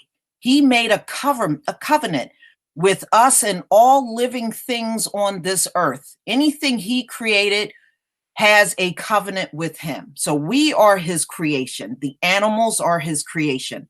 All of the plants, the trees, the vegetation, those are his creations. And in sight like an emerald, in sight like an emerald. So an emerald, we know that as the green gem. That green gem also means fertility. Fertility. And what did he tell us to be? Fruitful and multiply. That's what he said. So his appearance looks like a jasper and sardine stone, or some people say sardis. It really is the same thing. So now also he tells us on this throne what it's like. Now, when you're around his throne, it tells you right here, and out of the throne proceeded lightnings and thunder and voices. And there were 7 lamps of fire burning before the throne. Those 7 lights represents the 7 spirits of God. That's what that's what each light represents.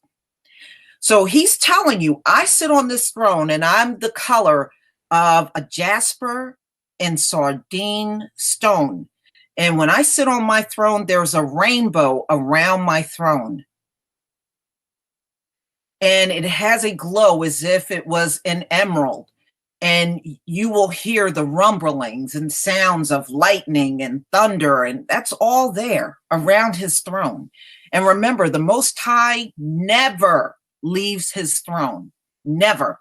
He's always on that throne, no matter what happens here in the world.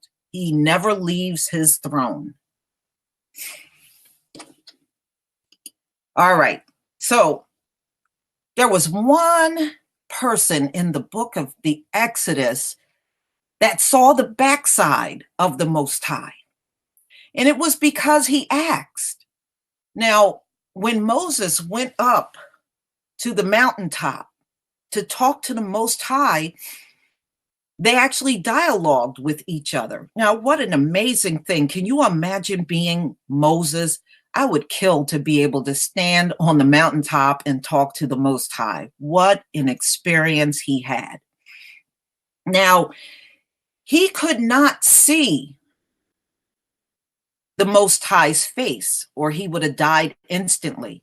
So what the Most High did, he allowed Moses to see the back of him.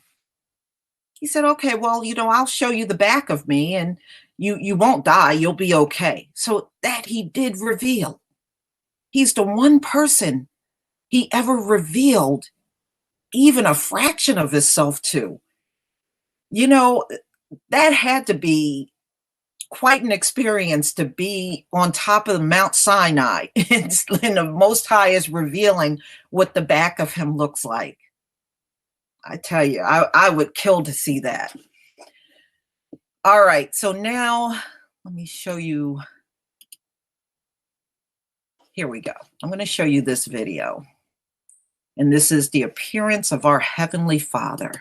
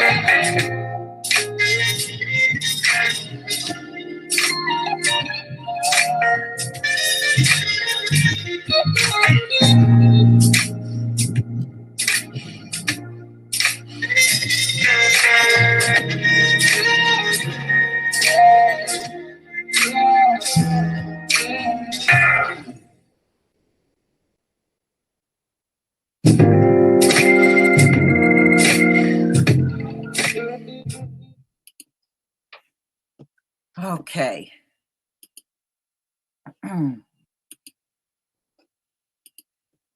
Now, you saw the color of the sardine and the jasper.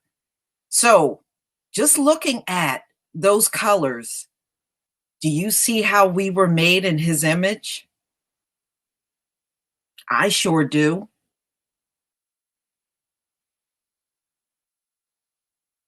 I mean, many of us are a cross between those colors. We really are.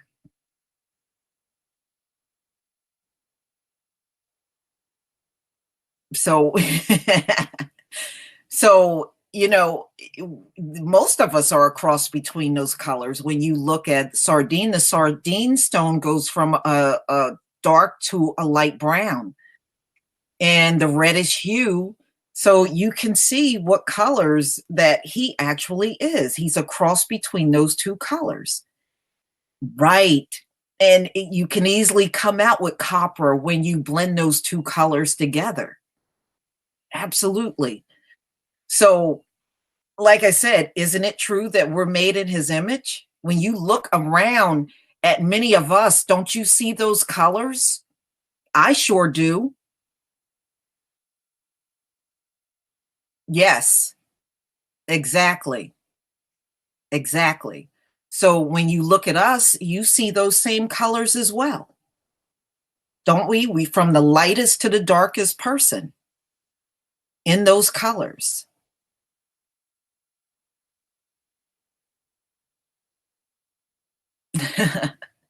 So, it's all there. It's all there. Him telling us what it's like to be on that throne. I think that's phenomenal, but it's right there in Revelation.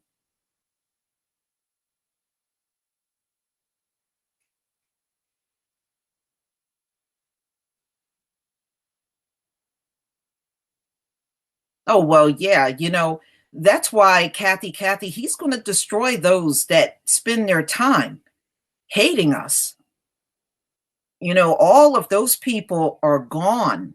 They have no, if we saw any redeeming, if they had any redeeming qualities, we would have seen it by now, wouldn't we? We would have seen it by now. We haven't seen it. It's not there. And there's no spirituality in them.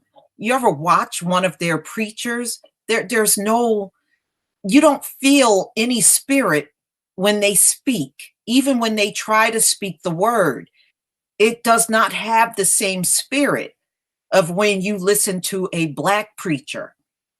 They have that power in their voice to really stir and move a crowd, where when you listen to them, you don't feel anything. It doesn't even feel the same. The spirit is totally different when they speak the word or make any attempt to speak the word.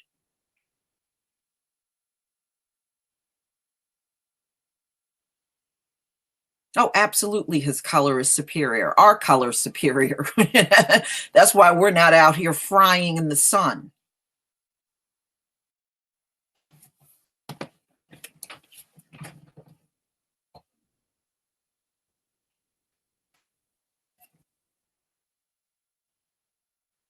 All right.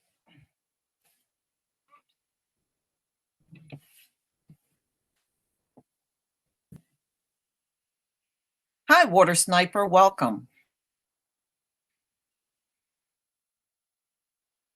Well, you know why a lot of them are so bad when it comes down to Christianity? Is because, hey, Loretta, it's because even back during chattel slavery, they were taught in church by their own pastors that they weren't doing anything wrong by enslaving us. They were taught that it was okay for them to enslaving us. They were taught that it was okay for them to beat us and do the things that they were doing. They were taught that mess in church. Loretta will be out of here in 5 minutes. She's just up here being nosy. She'll be out of here soon.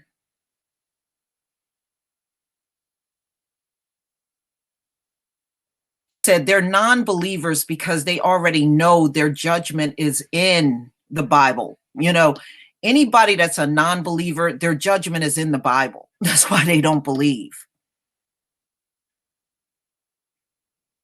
Yeah, it's turning out bad. I did a story that came out today that 53 children are now dead from that flu virus. I mean, it is no joke, y'all. It is no joke. Yeah, the Pope also sanctioned slaves. See, they were told it was okay to do these things. So in their minds, when they're mistreating you, they're not doing anything wrong, which we know is bull. That's why divine judgment is sure going to take them out of here.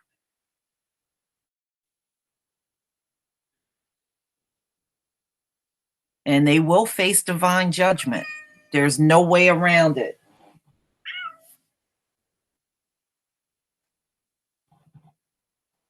No way around it.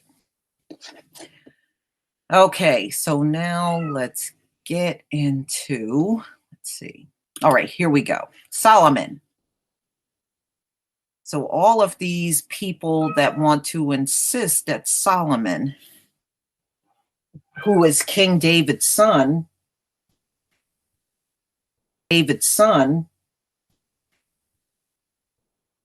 couldn't possibly be Black, which he tells you right here.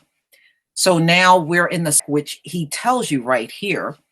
So now we're in the Song of Solomon. And this is the first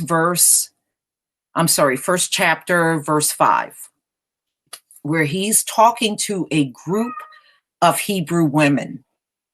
And he's telling them, I am Black, but comely. Now, the word comely means he is Black and he is fine as hell. That's what it means. Comely means he's a good-looking man. So, I am Black, but comely, O ye daughters of Jerusalem. as the tent of Kedar, as the curtains of Solomon. So he's telling these women, I am black. Me. My mother's children were angry with me. They made me the keeper of the vineyards, but my own vineyards have I not kept. So he is just talking to this group of women because, if you read about King Solomon, as we all know, King Solomon was quite a flirt, big time. Especially, you don't have 700 wives and not be a big flirt. That's just the way it is.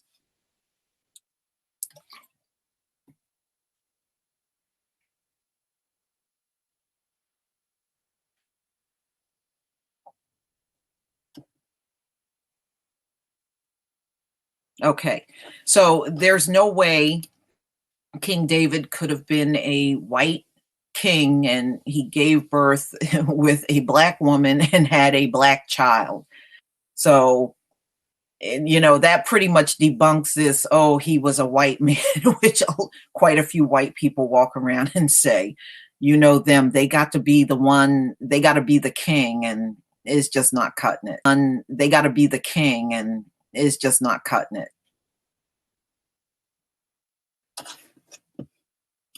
All right. So now I also had someone ask me about Asians in the Bible. What happens to both? The Asians on this planet will be completely cut off from the Most High. They are going to be gone. There will be no Asian faces in the future. Also, thou hast be cut down, O madman. The sword shall pursue thee. There will be no more Asians, y'all. They will be completely destroyed. And if you go down to verse 4, Moab is destroyed. Her little ones have caused a cry to be heard. So they are not even allowed to be handmaidens and servants in the kingdom. Moab cannot be there at all. At all. The only ones that will be held over to be handmaidens and servants are the other people, such as Esau. Esau will be there, but anything considered Asians, like the East Indians and the Chinese, the Koreans, you will not see them there. They will be completely wiped out as a nation. I know some people think that's mean, but these people are here because of Lot and Lot's daughter. Okay, that's how they made every single one. And same with King David.